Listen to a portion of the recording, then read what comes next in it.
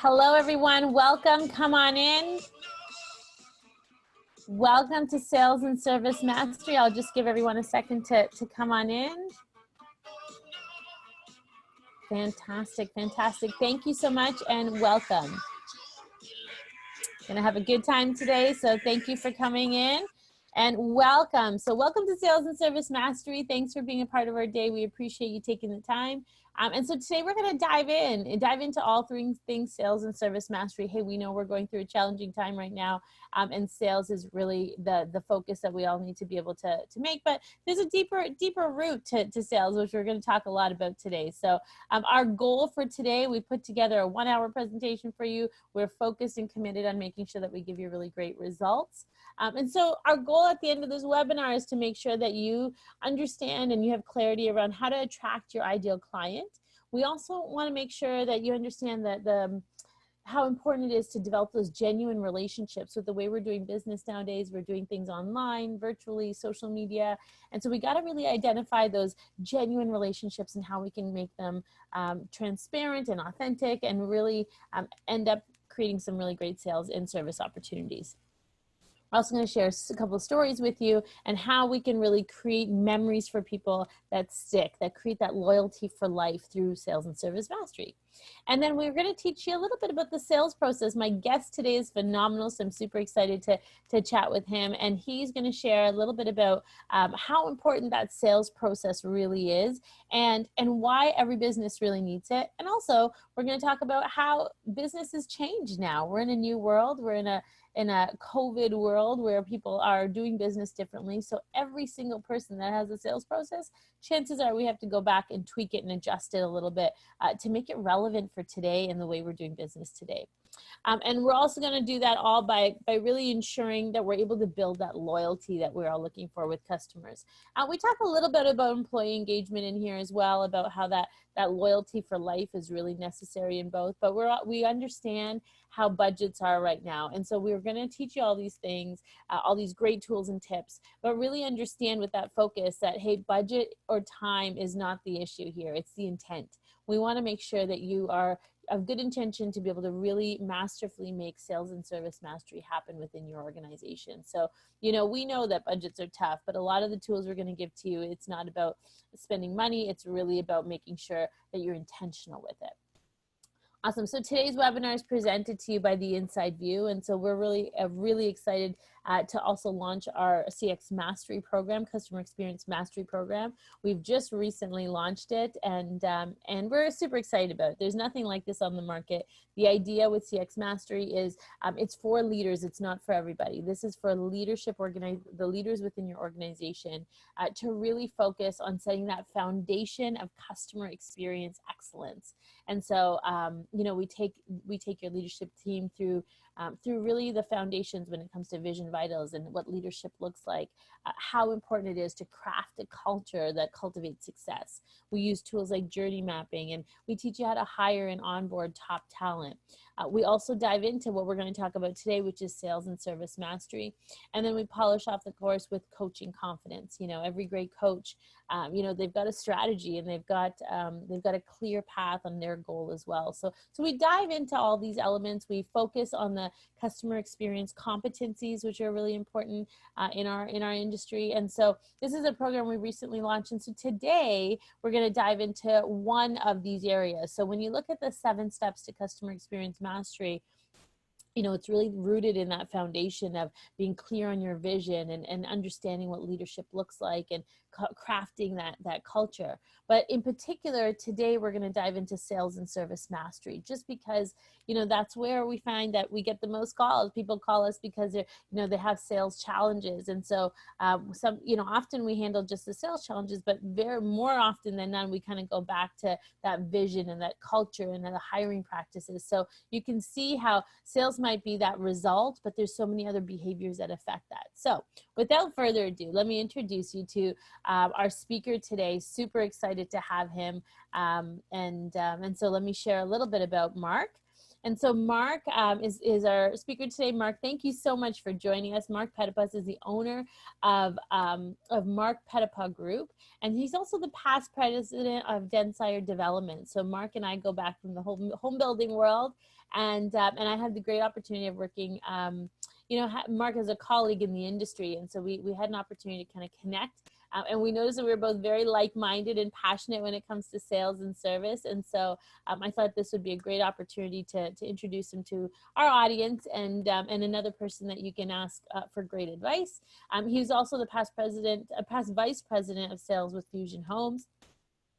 And Mark has had a phenomenal career when it comes to customer experience, customer service, and sales. He's worked with companies like TELUS and Maple Leaf Sports Entertainment, as well as the Printing House, who's my printer of choice as well. So, he's got some great experience. He's going to share some nuggets with us today. He's also a Habs fan, a golfer, and a podcaster. So please go ahead and check out Mark's podcast as well. And lately he's been the host of Cooking with Mark on his social media feed. So Mark, thank you so much for being here today. We're excited to dive in and learn from you. Just give you a little heads up on me for those of you who don't know what I'm all about or why I'm here. So my name, like I said, is Crystal DeCoon. I'm the Customer Experience Officer at the Inside View. People say I've got a PhD in people skills, having certifications by the Disney Institute, Tony Robbins, and so on. I've had an opportunity to lead organizations across the globe in customer experience mastery. As well, sales is really my passion. I think of sales as helping as a new selling, and have had an opportunity to build some multi-million-dollar sales teams nationally within the retail as well as the construction industry. Our signature approach, the Inside View, has been globally recognized for as being one of a customer experience excellence program. And really it's our signature approach. So very unique, very different. There's data elements, but very much that human side of things. So we're excited about that. And hey, any given Sunday, you can find me on the football field. I'm a proud football mom. So that's a little bit about me. All right, so let's dive in. So Mark and I, we put together this great session, and we know that you guys have been webinared out. We know there's tons of webinars out there, so we appreciate you taking the time to be with us today. And what makes this a little bit different is that you'll have an opportunity to connect with us after, in terms of at the end of the webinar. We want you to bring your questions. We want to be able to have a little bit of a conversation, and we want your input on how you feel you can make your sales and service process that much better. Listen, over the years, Mark and I have done a lot of things right. We've been able to lead organizations to achieve some really great success in both customer experience and sales. I know you've had the opportunity to build some great sales teams. And we've been recognized a little for some good stuff we've done. Would you agree? I would agree. There's some great things that have happened over the years. Yeah, and then on the other side of it, would you agree we've done a couple of things a little bit wrong? We've made a lot of mistakes, right? And I always talk about this idea of failing forward, failing fast, and then failing famously, and sharing your failures with others, because I think it's so important to learn. What's one thing that stands out on here for you, Mark? Yeah, I think it's easier to look in retrospect. I think you're stronger as you fail. I don't think you want to purposely fail, but I think some of the experiences I've got opening BMO Field as a general manager, and unfortunately being international headlines about brawls between Argentina and Chile and hiding under my desk, and made me a lot stronger. So yeah, I think what stands out is you learn from your failures, be aware of it, and move on. For sure. We've been involved in processes where we maybe didn't focus on the right areas, maybe focus too much on marketing and not much of the people. Sales mistakes. I know some of the early organizations I worked with, I didn't necessarily have a structured approach to sales. In my teens, I was just learning kind of what is sales all about. In my mind, it was, I just need to help somebody, and that would solve it. Anyways, as we've done that, Mark, I'd love to know, over the years, we've learned a couple of things. And so I'd love to know kind of your thoughts on some of the things we've learned over the years. Yeah, I think first off, the first point being, you need a sales process to be successful with sales. And most importantly, you need a sales process because you've got to be able to train behaviors. And that can only sit within a process. And then you've got to be able to tweak and recognize and coach. So if that process isn't there and everyone can't follow it, it's difficult to generate a sales result that is consistent and can stick. Um, I've spent a career standing on my soapbox about this, that if you're going to invest in something, invest in your people, because ultimately your people are the one that engage with your customer. Technology is important. You need all those tools. You need that infrastructure, but invest just as heavily, if not more, in your people. Stay consistent. Having been a president of a company, but before that, really a lot of VP roles at sales and marketing. It's difficult on your people when you don't stay consistent. Sales are up, everybody's happy. Sales are down, everybody panics, and it becomes a different culture. Stick to the behaviors and the process that you have in place. I love that we talked about this before the call. Fortune is in the follow-up. A lot of organizations are big into CRM, and again, it's a great tool, and I'm going to talk about it a little later on. But how do you teach people to follow up so they actually resonate with a customer? We don't do enough of that. We invest in a CRM system, and we say, here's a warm, hot, cold lead. Everybody go follow up with your leads, and I'm going to measure it in the system, versus saying, how do you get someone to pick up the phone after you leave a voicemail? Right. How do you construct an email that's going to get someone to respond? And I've also learned, your team and your customers, I mean, they're so critical in your business cycle, and how you treat both of them are intertwined, and how you treat both of them as customers is critical. And all of this, it does happen by design. Customer experience excellence happens from all this programming, and it's simplistic, but it's hard work. And you got to put the systems in place to allow people to be successful. And lastly, yes, I love the helping is the new selling. You'll hear me talk about a little later on about inquiry versus advocacy and why that's so critical, because it's really trying to figure out what the customer needs and then differentiating how you do it, which is going to win you the opportunity. So yeah, I think those are the things that have kind of stuck with me through the years as well. Fantastic.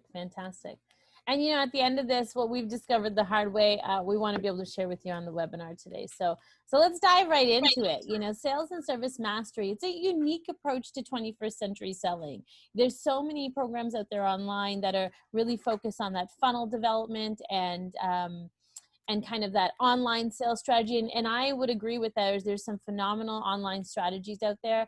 But one of the things that we want to be able to focus on is kind of combining those two. So how do you take the automation? How do you take that sales processes that are, whether it's through social media or through a CRM, how do you take that and combine it with that human element? Because behind every sale, there's still that human that's making that connection. There's still that human that's purchasing it, right?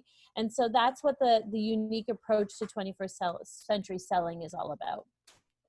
So before we can really dive into, how do we sell to and increase our sales and up-level our sales and service mastery program, we want to be able to really understand the way people buy. And this is something that I was taught years ago, and it's just kind of always stuck with me, is that, in order for me to buy something, I have to trust a brand. Would you agree? I have to trust you? All right. If people do business with people they like and they trust. So that trust factor has to be there, because if I trust that brand, then I'm going to be thinking about them more often. Right. And I'm going to be thinking about, hey, maybe they'll be able to help me. And if I'm thinking about them, then that translates into my belief system that, hey, that particular brand or that particular person can definitely help me. He's the guy, he's the person I'm going to call. And if that's my belief system, then hey, when I have that need or challenge, what am I going to do? The behavior is I'm going to pick up the phone and I'm going to call that person, or I'm in email or text or WhatsApp or in all the many channels that we use nowadays. But that's the behavior that I'm going to do. And that might, if you go back to the age-old saying that it takes 7 to 11 times to make that sale happen, that behavior might be one step, and that might happen again and again and again, right? The first time that might be a text message. The next time it might be an email. The next time it might be a phone call. And so what's happening is that a habit is forming, so that when I need something in the sales world and I know who to call, and, I'm going to pick up the phone and call Mark, or I'm going to text him, or I'm going to ask him for advice, right? So there's that habit of continuously going back. And once that habit is formed, you get that result, right? I'm either going to buy or he's going to guide me to purchase, so on and so forth. So it's really understanding the way we buy. You've probably seen before that customer life cycle, how, that there's a customer journey that when people purchase and they like the product, the service, and they come back around and they do it again. Well, it's the very same understanding, but as opposed to it being so, transactional, it's very much about their belief system, right? And the beliefs comes from, hey, do they think about you? Are you top of mind? I think about my early denier days. Somebody's walking in and I'm selling them $1,000 shearling jacket. They had to trust me. They had to trust that shearling was going to provide them that warmth that they needed. And maybe they wouldn't purchase it right away, but I left them with a thought that they were never going to forget, right? That experience, they put it on, they felt amazing. I dressed them up a little bit, right? So then they were constantly thinking of that. And then based on the value selling, if it became a part of their belief, they were going to come back. And hey, once they purchase that shearling coat, chances are they're coming back, right? Because they've now received the world's warmest jacket. They've now been able to kind of experience it they've experienced it themselves. So that's what's creating that real consistency. And so I got to tell you a story about my son. And so, then there's a Nike story that I want to share with you. So a few years ago, my son, as I mentioned to you, he's a football player, and he's always online. And Mark, you've got boys, right? You've got a little team there. I've got a little team. Yeah, and so boys and their sports, and my son is a big footballer, and he, one day, I remember every year we're buying new cleats. And one day he says to me, he's like, Mom, like Nike's got this really cool new thing where you can customize the cleats. And I'm like, all I'm thinking about is cha-ching, cha-ching, cha-ching, customize how much of those ones going to be, right? But then he showed them to me online, and they were like gold plated, and like the bottom was a gold plate, and they were purple, which was his school colors, and he could put his name on it. And I kept looking at it, and really they weren't that much more expensive, right? And so it was kind of like, I'm a football mom. I kind of wanted him to have the coolest cleats, right? And so he's got these cleats, and it was the summertime, and this was his first year going into grade 9. So this was going to be his first like high school game, right? And so he really wanted to make sure he had these cleats for his first game of the season because they were the school colors, and like it was just a big deal. So we ordered them. I want to say it was like June, July, like right when school started, it was ready. And I was trying to hold off because his feet were growing like weeds. And so we ordered them, and he spent all this time online, like making sure they were perfect with the initials on it and everything. And then they didn't come. They didn't come on time. And so we were like, just kind of waiting. What happened? So 2 days after, and he was checking every day, like, are they coming? Are they coming? Are they coming? And then 2 days after, I said, okay, honey, let's call. So we were in the car, we went for a long drive, and we called. And the lady on the phone, we said, oh, we ordered these cleats and they haven't come in. And the first thing that she said, or his name is Justin. This was 5 years ago, and I still remember the guy's name. But anyways, Justin said to me, he said, first of all, Crystal, let me say, I'm so sorry. We're like, whoa. And my son was in the car. He was like, whoa. Like it was just such an emotionally connected response, right?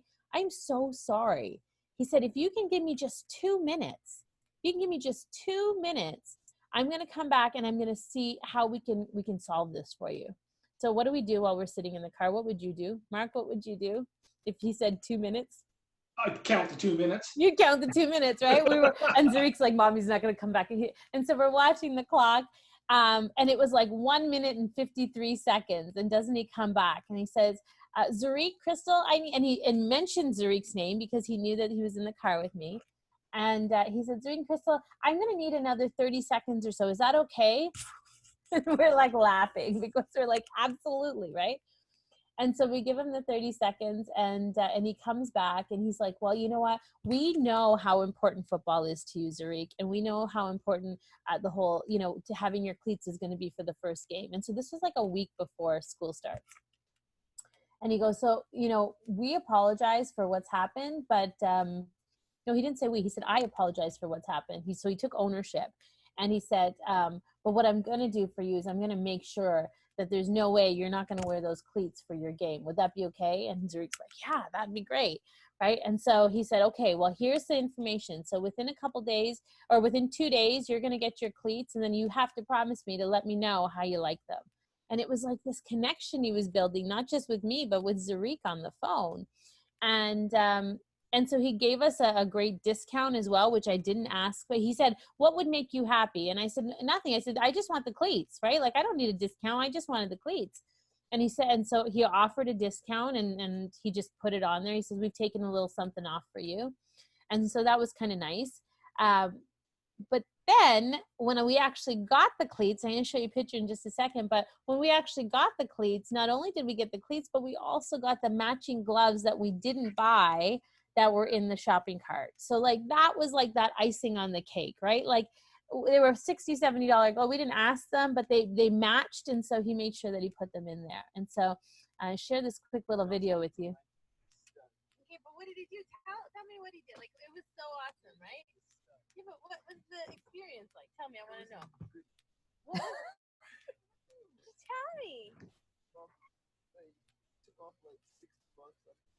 Yeah, but what was like from the moment he picked up the phone? What did he do that made the call so good? Everything step by step. You remember my name? Yeah. So the impact on a 17-year-old, Justin's a stud, right? I mean, just now he knows that he's going to be shopping Nike for the rest of his life. That's something that, clearly Justin knows that that's going to be happening. And he even ended the call like that. He said, Zariq, we want to make sure, I can't remember exactly what he said on the call, but it was something to the effect of, hey, listen, we know this isn't going to be your first or your last purchase, or it isn't your first and it won't be your last. And we want to make sure that you're successful in football and any sports that you do. Like, he really left the conversation in a good way. And let me tell you, that smile from ear to ear when he got those cleats were just like, it was magical. So it's about making sure that you're kind of understanding that process. And so I don't want to go through this all again, but just kind of giving you an idea, we trusted Nike. I think they customize Mom. We know they're great quality. They've established their brand.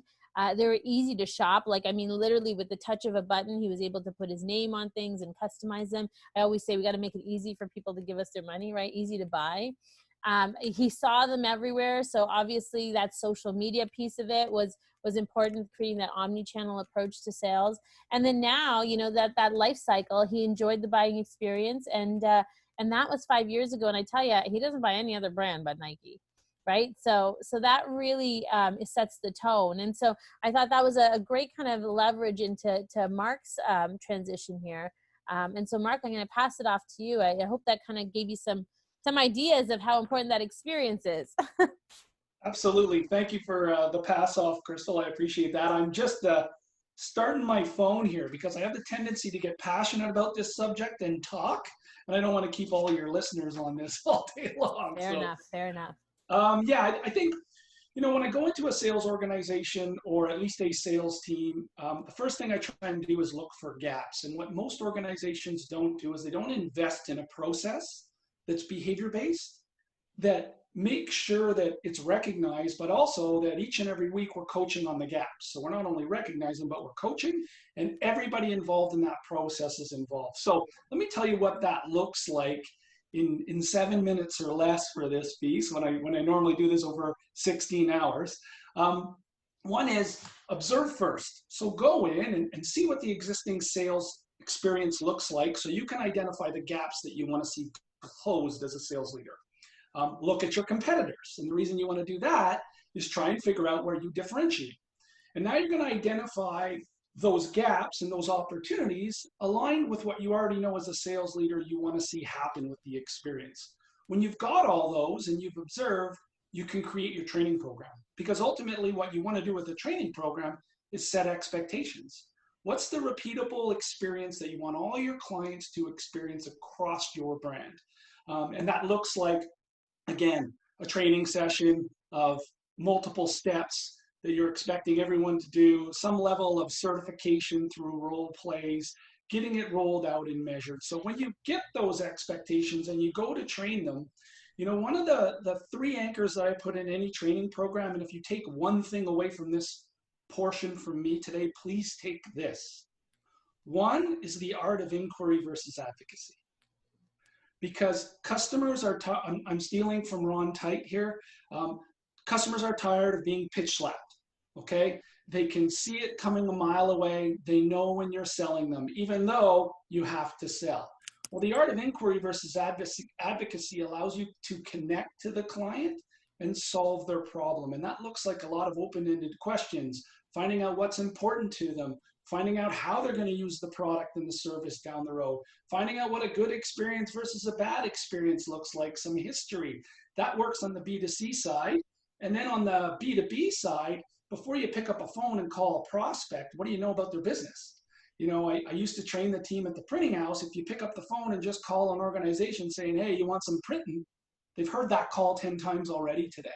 If you call an organization and you say, hey, I was just on your website, I've seen you expand to the West Coast and your printing's happening here in Toronto. Did you know about our 70 branch network?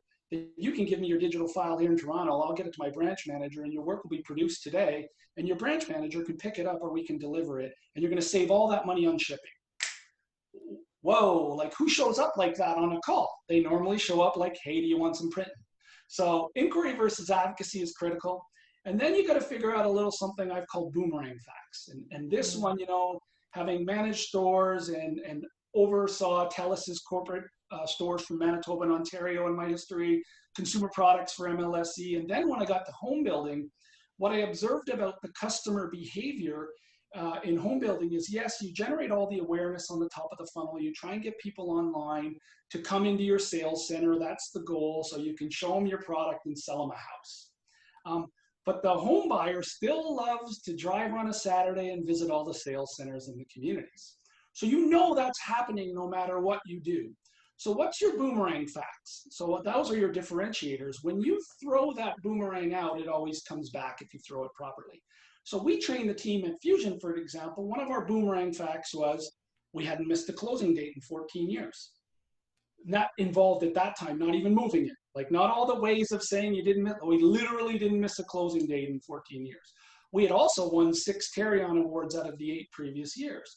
So that became part of our process as we were educating the client on finding out what they needed, inquiry. We'd advocate that boomerang fact. So we know you're gonna go out and shop and what would happen? Well, they'd go to a competitor and they'd say, well, how many carry-on awards have you won?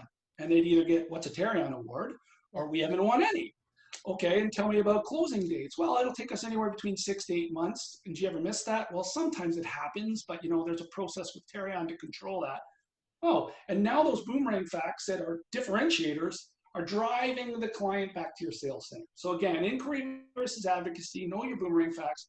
And the last thing I tell you that's critical is stop selling on price. And of course, all business owners go, of course, my product has value, but we haven't trained our sales team how to sell on value. Do they know the value equation? Do they know quality plus service over price equals value?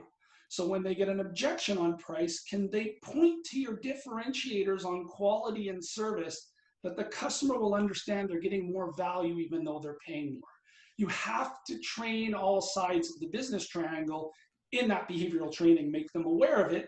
So full credit to the printing house. I learned this 7 years ago from Earl O'Born, is spinning the business triangle. So if a customer shows up talking price, price, price, price, price, how do you turn it and move to quality and service? Sorry, Mark, I didn't mean to change that on you. Sorry. That's okay. I got my phone. I know I still have a minute There on you go. this. Yeah, no, sorry. And so you do that through identifying those things. You do them through doing role plays in a training session. You do it by a certification. And then what I always like to do is get out in the field and watch the sales team sell and have them perform it 3 times live in the moment so I knew the behavior stuck. Now, after that, what some organizations will do is they'll get out there and they'll be looking for people doing it wrong. And I would tell you, do the reverse. Build a process and a mechanism that catches people doing it right. Think about your life. When do you repeat a behavior? You repeat a behavior when you've done something that someone else recognizes. If my wife wants me to actually start cooking, lie to me and tell me my food is good. and I'll keep cooking because I feel good about it and I'll keep learning. And that's what's happened even for me through this pandemic. But you want to catch people doing it right. And there's systems you can put in place like a mystery shop with a third-party provider that will take all those behaviors you trained and send in people anonymously and objectively look for them, send it back to you. If someone gets 100% shop, give them a $100 gift card to somewhere. Make it fun, and then when there's gaps, bring that back to the sales manager to train and revisit those behaviors and prop them back up. Lastly, on this slide, I'd say, weekly coaching on behaviors is critical. So like, how are you helping your team keeping these behaviors live on, recognizing them? When you do a coaching session with a sales professional, yes, have your KPIs, but keep in mind they're the scorecard. The magic happens in the behaviors. So how are you building coaching session that revisits the behaviors, finding out where they have opportunity to be lifted back up so they can change that KPI result? I always refer to it as, Nick Nurse, when the Raptors won the NBA championship last year, didn't walk in the gym at the beginning of the year and say, go in the Larry O.B., let's do this, and then leave the gym and never come back till the champagne was poured. No. He'd watch a game, they'd watch film, they'd get back in the gym, they'd work on behaviors, they'd look at screens, they'd look at how they were setting up defensively, how they were moving the ball before taking a high percentage shot. All those are behaviors that constantly trained. Why would business be any different? So again, number one, absolutely build that type of a process, and I just kind of tried to give you that in about 7 minutes, okay? I can move on to the next slide, or you can start. Thanks, Mark. Yeah, no, thank you. That was great. And you resonate with a lot of things. I think when you were saying what you were saying, I think about practice, right? I think, when I hear the word, actually, Brittany, it'd be great to ask about this. When you hear the word practice, and think of sports, what do you think about? How do you feel? Feel free to unmute yourself there. When you hear the word practice. I'm not very sporty, so I feel a sense of dread. Dread, okay. And if I was to say role play, how would you feel with that? I'm also not a fan of role plays. Yeah, well, that's just it, right? So practice and role play. I find people often when you're thinking of like practicing something, it's a little bit easier. I need to be able to practice before they play football or practice before they go on the field, or if you're going to run a marathon, you need to practice it. But when we talk about role playing, this fear comes into us. It's like, oh my God, I can't role play. And sales is a profession like any other, right? And so, Mark, when you talk about, making sure that you have that process, I think it's understanding that you have a process, but practicing it. I think all too often sales professionals, we kind of just jump in 2 feet and hope it works. And we gotta take a step back. And if this is a profession, because sales is absolutely a profession, and there's a high level of respect for people that do it right, is making it a part of your daily practice, recording your voice when you're speaking to people, recording, take a look at that email that you might have written, print it out, and like redline it. How could you make it even better, right? It's got to be a part of your practice and a part of your profession. Sales is no longer something you can just throw out and you can be friendly and kind and have a good personality and think you can sell. It's very strategic.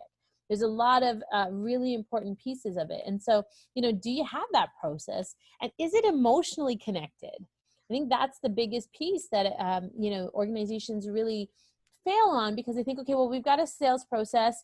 We got to make sure we call them. We do 3 follow-ups, and if they're not hot enough, we kind of follow up. We kind of don't market to them anymore. Or we give ourselves these parameters, but often we haven't even taken the moment to like actually emotionally connect with them. Has anybody picked up the phone? Has anybody be able to make that trend, that conversation? And I also think, Mark, you mentioned something about, I thought about relationships as you were kind of diving in there. And it was, really about that relationship with that customer. It's like, it's got to be deeper than just a transaction. It's got to be, the boomerang, that was it. When you talked about the boomerang effect, or boomerang fact, that person purchasing that home, or in Brittany's case, a toy, for example, they might go look at other toys or other options. But then, yes, they might come back because you've planted those seeds in why you are the better person in the marketplace, but they'll also come back because of you. they'll also come back because of the way they've connected with you personally.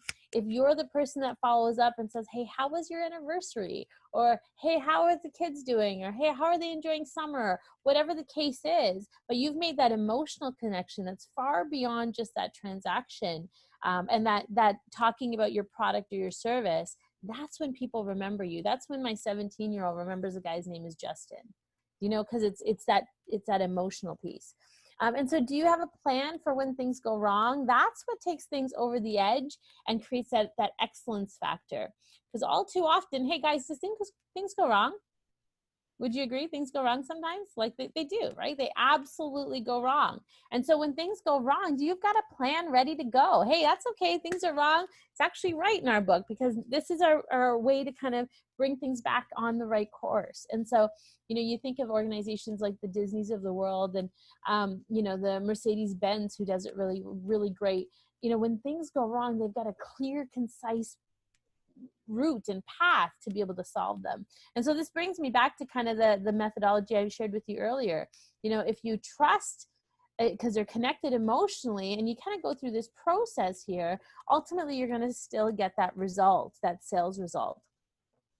And then also, is the level of service consistent with every sales pro? Now, Brittany and her team, I've been able to interact with them a lot over the last little while. I had some super fun with them on one of the calls they did. It was so much fun. They're a toy company, and so really, really had a great time with that. But, what I've noticed with their brand is that every person I touch in that brand or I talk to, there's this level of consistency. So when you talk about sales and service mastery and to be a professional at this, it's so vitally important that consistency is there. And, you're not going to go into one home or one model home, for example, and get one experience and go to another and get a completely different experience. You need to be able to feel the same. Yes, you'll have different personalities. Yes, you'll have different, again, with Justin picking up the phone, we would have somebody else perhaps on the call that picks up the phone, and they would maybe be a little more, have a bit more of a sense of humor, or do maybe a little bit of a different tone of voice. But ultimately that consistency and that level of service, we believe will be really elevated, because that's the way they train, right? They practice this stuff over and over and over again. And so again, bringing it back right to that trust factor. And so at the end of the day, I always say, the bottom line is we can't make it complicated for people. We want to make sure that, we're making it easy for people to shop and do business with us. That's what a sales process does. When you're able to map out, and I use a tool called journey mapping for this as well, but when you're able to map out what that sales and buying process really looks like, and I love to map it out from both sides. What does that process look like from your customer's point of view? But what does that look like from your sales professional's point of view, right? So really understanding the journey on both ways. And when you're able to map it out and identify kind of those areas and those moments of truth, then you realize maybe how complicated you're making the sales process, right? As long maybe we're overcomplicating it, or maybe we're missing a lot of steps. But that visual of actually understanding that journey is really quite important. Mark, I'll pass it back to you, my friend. Thank you. Yeah, it's funny. CRM is such the buzzword, and it has been for years, and it's an important tool. I always try and tell people that CRM is your toolbox. The behaviors are your tools. Yeah. The behaviors and CRM is customer relationship management, for those who don't know. Sorry to cut you off there. Sorry, no, it's true. Thanks for intervening there. I made a silly assessment there. Assumption there. But whether it's, I think at the printing house we use Microsoft Dynamics, and at Fusion Homes we use a thing called Sales Simplicity X. All it is an opportunity to organize the people you're following up with. Ultimately, at the end of the day, the behaviors are what's going to change the result. So if you speak too much, so one, you need the platform, you need CRM, you need to be organized. So I'm not anti-CRM. But if you're always talking about, did you do your daily actions, right? Because most CRMs we'll say, okay, well, this person's a warm, hot, or cold lead, and each of those will generate an action. So I show up, I'm the sales professional, my computer screams at me to send an email to this warm lead today. And I have my templated email and I send it off, and Mark Petapon, his office is off my back, right? And what I saw was, when we were at Fusion, so I built a very similar program across sports and entertainment, retail, home building. When I was at Fusion as an example, and then we did it at Dunsire, when I was at Fusion, we started with the behavioral training that I mentioned in the first slide I spoke to. We called that the foundation. Like if you don't know how to sell and treat a customer well and inquire and know when to advocate, the house falls apart. The cheesy housing connection. No, that's okay. And then I had a director of sales named Jen Avalar at Fusion. And what I was trying to do was groom her to be the next VP of sales. And so I said, we talk about prospecting, and I know everybody's using Sales Simplicity X, but I don't know if the sales professionals even know how to talk to a customer, and does that look different on a phone call versus an email? And I said, here's your opportunity, Jen. If you want to learn how to train, I'll help you build this. Let's build a training program for prospecting that's behavior-based. And so it's really critical that you do the same thing we talked about, the behaviors in the front end, about the moment of truth with the client. You do it from a prospecting perspective as well.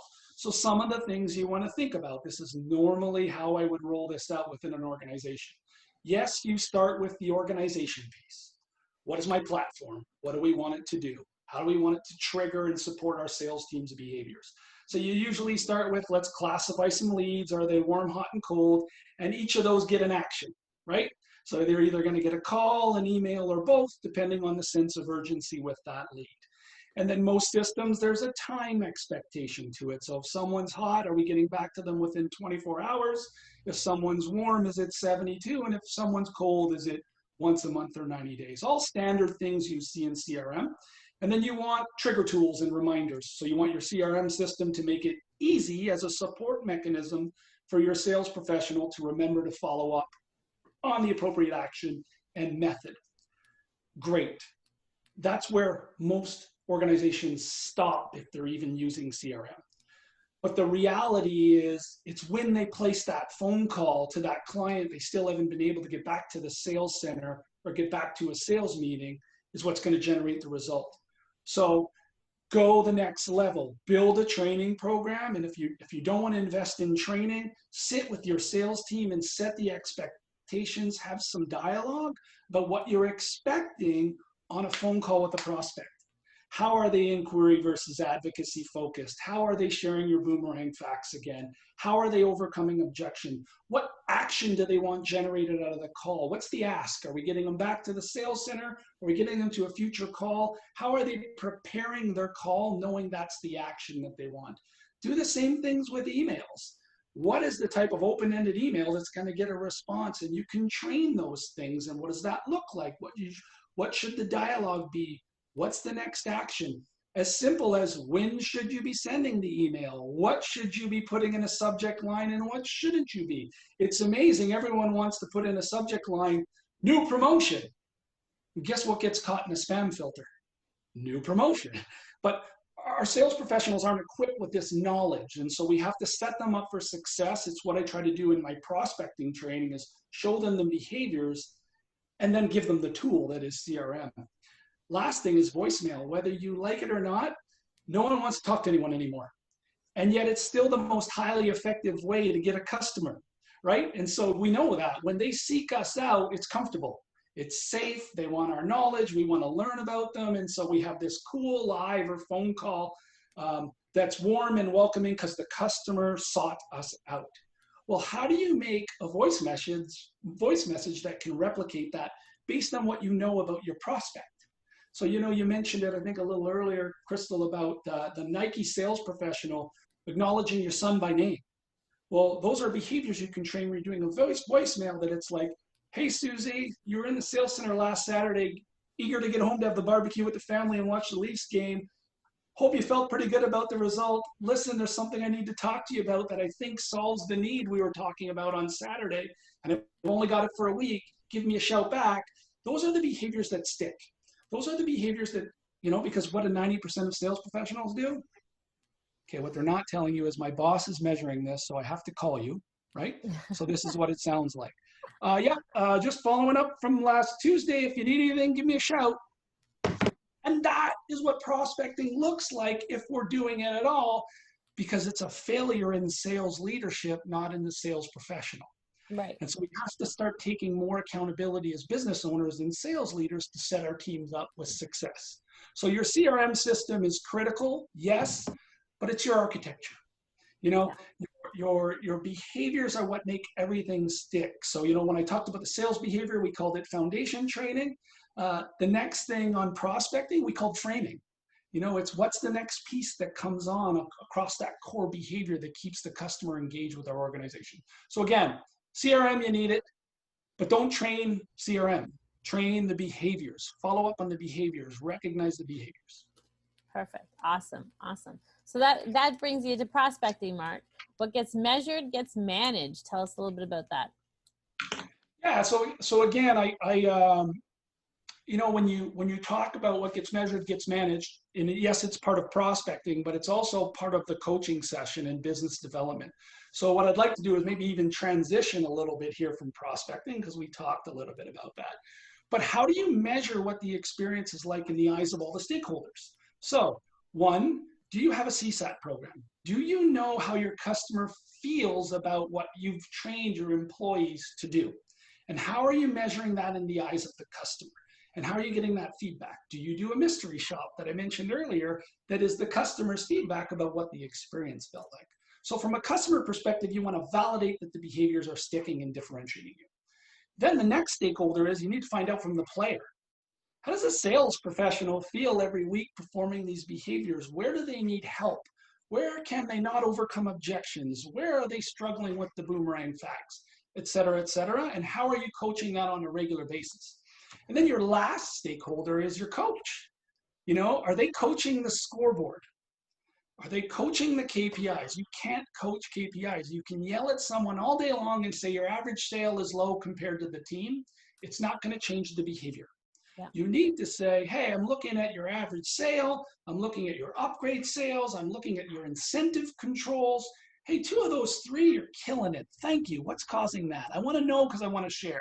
Awesome. Okay, you're falling down a little bit in average sale. Let's talk about that. What do you think?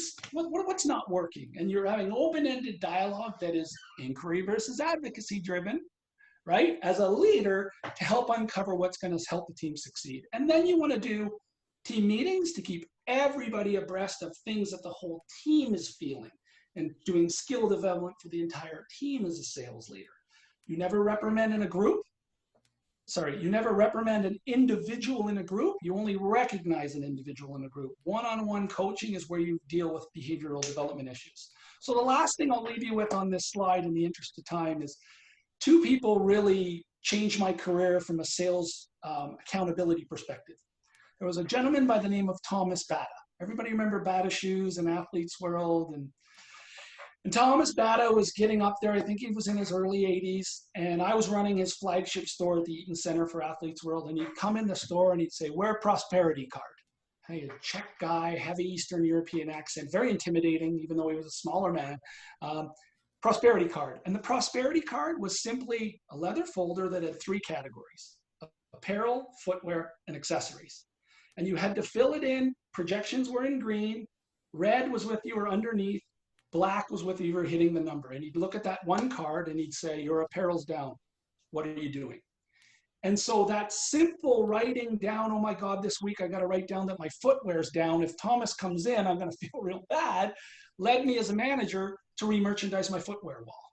Because what got measured got done in that simple behavior. And then Richard Petty was tremendous with it. When I worked for Richard at MLSE, he takes a lot of heat for the team's success, but he was a very smart leader and businessman. He constantly spoke that language of what gets measured gets done, but then he'd go the next layer down and said, and what gets it done is the behavior. So if you can remember those things, it'll probably help you with your sales process and your programming. I've spoke too much.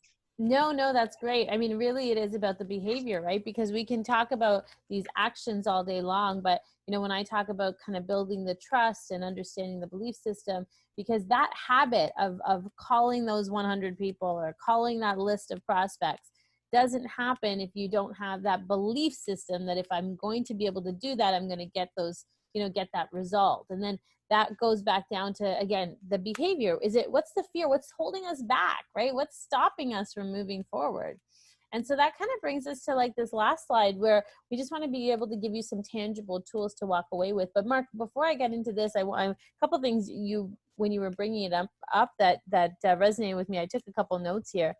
Is that voicemail that picking up the phone was really probably, I would say, one of my greatest successes in sales is when I was actually able to like connect with people on a phone or on a personal level. And now with the 21st century tools that we've got, I leave voice notes for people on LinkedIn. If you don't know that that's an option, that's like anytime I connect with somebody, I leave a little quick voice note. And all of a sudden, this level of engagement starts happening because maybe they didn't know it was an option. Maybe they've never received one before. Sometimes I'll send a video email and I'll say like, hey, listen, so nice to connect with you. But if all of the people that I accept on LinkedIn, I want to be able to connect with them. I want to be able to offer and I want to be able to receive. And so I think it's really important to use voice in some capacity, especially in this automated world that we're living in right now.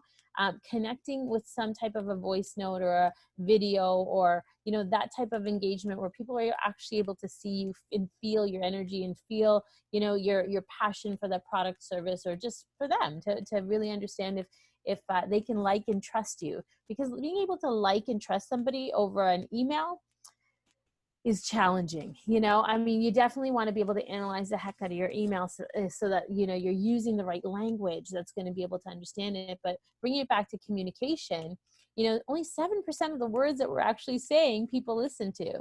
What you're going to remember from today's presentation is Mark's and my body language, our tone of voice, our enthusiasm. Mark was sharing and he was like moving out of his chair. Like that energy, that body language is kind of what you're going to feel, right? And what you're going to remember.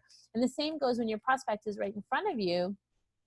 They need to feel that energy. Your body language has such a big impact on that. So, if you sit up taller, you're going to speak clearer, you're going to speak nicer. And so that's going to come across on those kind of voice notes or voicemails. So I just wanted to put that out there because I really believe that if you're using that, you can almost triple your sales by just making sure that you're doing that one step right. I often find that we want to reinvent this wheel. It's this world that we're living in is about hustle harder and get the sales targets and meet. I get all that because it's so important, but sometimes we just got to get the basics right. We just got to get the basics really right. And so get clear on your process. And I mean, ultra clear, like get clear on that emotional experience and that journey. But also the most magic happens is when you prepare for when things go wrong, right? Like that's where you create an experience like what Hazarik had with his cleats, where things went wrong and they were prepared for it. It wasn't well, let me check with my manager. Let me check with that person. Let me call you back. That's the kind of stuff that creates that frustration and doesn't create that loyalty for life. So they made a mistake and we still love the brand, right? They made a mistake and we still love it. And so it's really about making sure that the sales process is not just about that transaction, but about figuring out, regardless of what's happening, how you can connect. Mark, feel free to jump in on as I go through these couple of points here. Prepare. What does preparation look like in your world? And have a process for preparation. And so again, I use a football analogy. People say it takes 50 hours of prep work before they ever go on a field for, 1 hour, well, usually 2 to 3 hour games, depending on who you're watching. But, it's really about that preparation. You look at the Toronto Raptors, they don't just take the court. There's a lot of preparation that goes into that. And if we're going to view sales as a profession, then I think it's really important for people to understand that, this doesn't happen by default. It happens by design. It happens by really carefully crafting what you're going to say, how you're going to say it. Like I'm the geek that records myself on a voicemail and I listen to it again. And then I'm like, oh, I said like 7 times. And right. And then I like analyze the heck out of it, but that's how you get better, right? That's how you're able to really analyze it. And I think of like, in the medical profession, like you wouldn't just go operate with somebody without practicing on the guinea pigs first, right? They have to practice. So that preparation and that practice is really, really important. And most sales professionals have that huge fear of practicing because our mindset is to jump in. We have a really active mindset and it's kind of like, let's dive in. But that's a real key. Yeah, just to jump in on that, Crystal, Yeah. real quick, I couldn't reiterate that more, and it's a function of the sales role. There's very few people who are in a sales professional role that went to school to become a sales professional. Mm-hmm. Yet, in the construction industry, there's lots of land engineers that studied in that. And then they get to a point where they run a home building company and they can't figure out their sales model because they've never sold and they can't understand why salespeople don't have that background. Right. You've got to invest in preparing those people for that role. It's the same thing with leadership. Mm-hmm. I work for one guy who's one of my favorite guys I've ever worked for. I love him to death. But we had a real hard chat one day, and I said, like, tell me about how you became this professional in land assembly and land engineering. And he goes, well, I worked for anatomy and I did this and this, studied in this, and I'm an engineer. I'm like, okay, great. Tell me what you know about running a company. Yeah. Yeah. And it was like, okay, Mark, but that's why you're here. Yeah. Said, I hear you that you hired me to do this role, but I need you to play a supporting role in that. And again, it's not, the individual was super willing. He just didn't have the awareness and he didn't Right. have the skills. He had the discipline. The guy's an engineer. Well, So we don't all have the same skill set, right? We don't have the engineering side of it. We don't have, right? So you have, it goes back to the thing is, you get the right people. It takes everybody to really craft that. Prepare and teach in every role. Next is get clear on your ideal client. So in here, I say, and my ideal client has changed over the course of COVID, and many people that are watching, your ideal client may have changed over the last little while. And so, get picky, make sure that I'd rather be able to sell to 5 quality clients than 50 that are kind of like me and kind of don't like me and are using a little bit of the process. You really want that quality over the quantity. You want people that are loyal advocates of your brand, and that are really going to be able to kind of appreciate the product or service that you're offering. So get clear on that idea. And when I say clear, I talk a lot about persona design in a couple other webinars, but where do they shop? What's important to them? What social circles are they in? What are their pain points? How are they, how do they typically do business? What's their communication, their method of communication, their preference? So get really, really clear on that. And also, given in the world that we're living in today from a diversity perspective, I think that's really important. We teach a diversity inclusion course, and I'm so I see it so often. I see the challenges in diversity that are coming up. And I think in the sales world, we got to put our glasses on and really say, okay, is my product or service really appealing to every type of person? And if it's not, that's okay. Maybe that's not what you're supposed to be attracting. But if you're supposed to be attracting everybody, then just make sure that you really are. And again, I'm bringing this back to the home building world just because it seems to be, top of mind. Are we being diverse in our advertising? Are we being diverse in the welcoming of the way people are coming into our model homes? Are they all decorated or designed for a specific type of client? And does that meet everybody's need, right? We've got to, are we designing our products for that? Exactly. For the, a lot of families nowadays the makeup is a little bit different. And so you really want to be able to put that lens on, and it takes time, it takes intention, and it takes a real, a want and a willingness to kind of do that. Understand the pain. I mean, really understand what's going on. Again, look through the emotion, but you want to be able to evoke that emotion from them. And so if you're not, if I always say this, like I can remember some of my most amazing clients that I really, I know I made an impact on, but they made an impact on me too.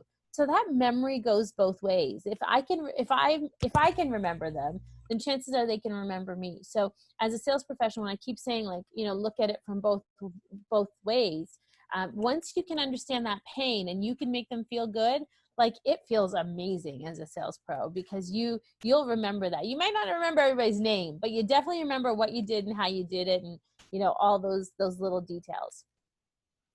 Actually, I got a quick one. How am I doing for time here? Oh, I got 2 minutes left. Okay, I'll keep moving. Fortune is in the follow-up. So we've mentioned this a couple of times. The relationship is more valuable than the sale in my mind, because yes, the sale is always important, but that happens. It happens in due time. It happens when you're the right product or service for that customer.